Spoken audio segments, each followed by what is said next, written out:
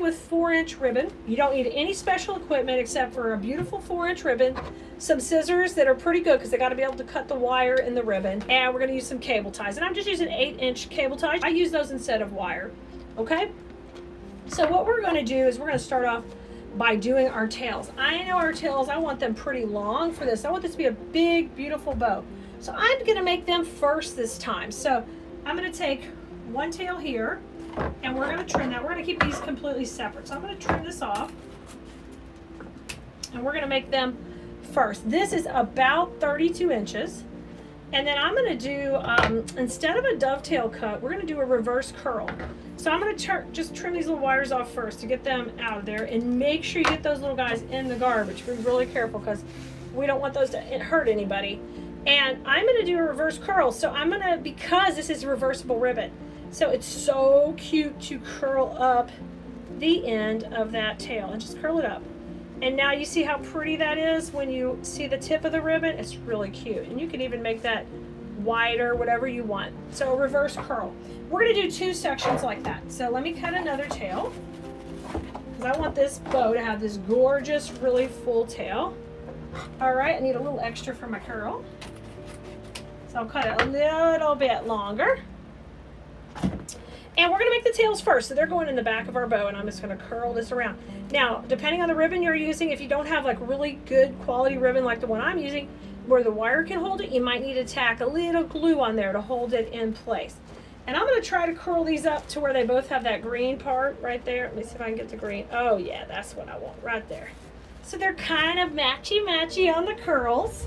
Now what I want you to do up here at the top is take and just gather them together. So I'm going to get a good gather on this one, okay, and a good gather up on this one. It's a little bit stiff because this is a iced ribbon. And look at there, we've got our tails started. I've got the right one, the left one looking good, and I've got the top part gathered. Just take a cable tie, slip it under, and this is going to be our tail section of this bow. All right, so I'm just going to slide it under and get that nice and tight. And that's why I like cable ties, so they can hold so much tighter than wire. All right, you can trim off the pokey part, and we're going to get ready to do the bow part. So what I want to do is just come from either side and come into the middle, depending how long I want that to be. This is about 7 inches. This is about 8. I think I'm going to go with about 7. So we want these to overlap in the middle. So before I trim it, I'm going to just kind of come back over here, work it backward, okay? And I want to I need a little overlap. Now, there is a connection point in this ribbon, and you might find that sometimes on a roll. So what I'm going to do is I'm going to pull this part of the ribbon out, and we'll let that stay there and be in the back, okay? So I'm going to bring this one over about 7 inches here, and I'll keep this little piece here for centers, because we'll need it for centers. So I'm going to cut that there. I need to have enough room to overlap. So we'll pull that out, because that was a little piece right where the ribbon had a connection, which is no big deal. You're going to run into those on ribbon. Don't freak out about that, guys. That's how ribbon's manufactured. Sometimes you're going to get that part of the roll. Don't lose it. So they're overlapping a little in the middle. Okay, just a little bit now. I'm going to put this off to the side. We're making our first loop to this bow. I like it. And once I'm happy with how that is, I want a little overlap. That's going to go right in the center. And this will be the back part of my bow, okay? Not going to do anything yet. We're just laying it out. Don't crease it. Just keep it nice and flat. Now my next layer of this bow is going to be shorter. So if that one was about 8 inches on either side, so it's about 16 inches total, this one I want to be a couple inches shorter. So this one would be 6 on each side. So I'm looking at about 12 inches on either side. So I'm going to cut that. And then we're going to find the middle here again. I don't want a whole lot of overlap. Just enough, just about 1 inch overlap on either side. Let's see how that would work. So just lay it right in front. Okay, so that ended up not being quite as small as I wanted it to be. Let me go a little bit smaller. Just gonna take a little off. The reason you can't have a whole bunch of overlap in the middle is you'll end up trying to hide it all in the bow when you get to getting ready to cinch it up. Okay, so you see this one's a little longer, this one's a little shorter. And 2 or 1 inch difference, it's up to you, whatever you want it to be. We need one loop like that and one like this. Now what we're going to do So we're going to take this and we're going to gather it up right here. And we're going to get it really pretty, and we're going to put that seam to the back. Okay? So there's our first loop of the bow. Okay, pretty easy. You got it? All right, hold that down there. Now I'm going to gather up my second. Just start working with it. I'm going to do that right on top of the other. Hold it in place, or put something heavy on that middle one. Okay, and I'm going to lay this one right on top.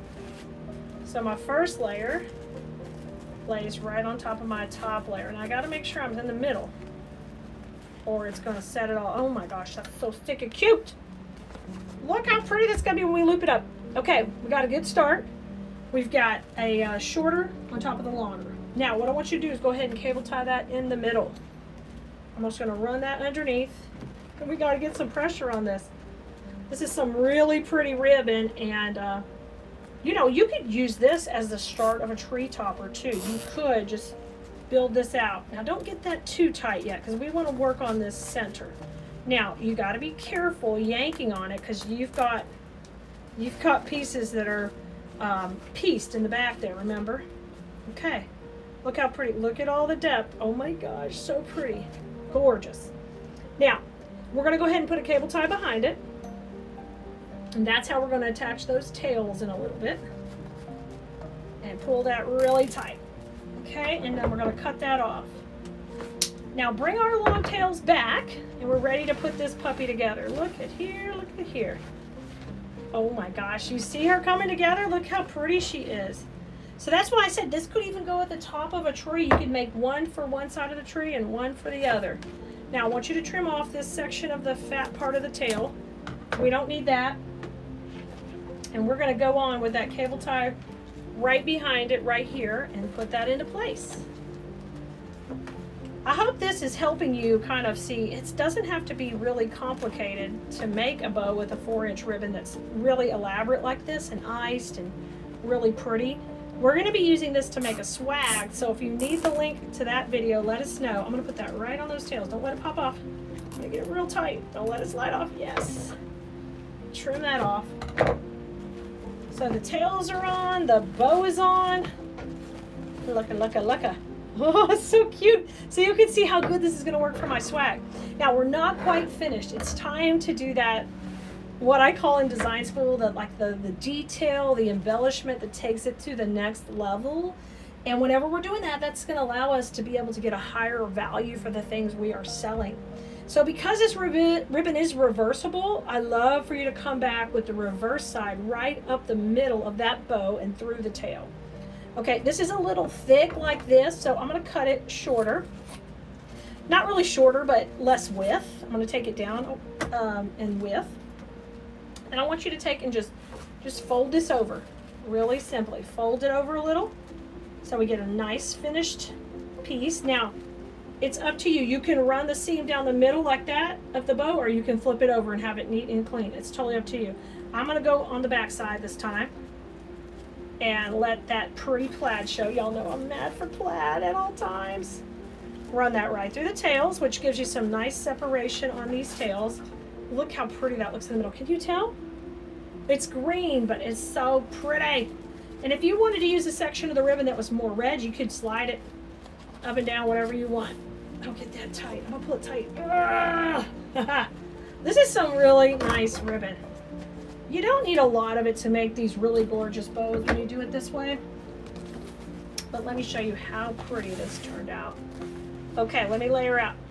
So you guys can do this too. We didn't need any special equipment. All we needed was our 4-inch ribbon and then some scissors to cut it. And we did use a little bit more cable ties than we would on a normal bow because we were attaching these tails, but I can't wait to show you this type of bow on a Christmas swag. This ribbon is gorgeous, and how pretty is that going to reflect all the lights on the tree.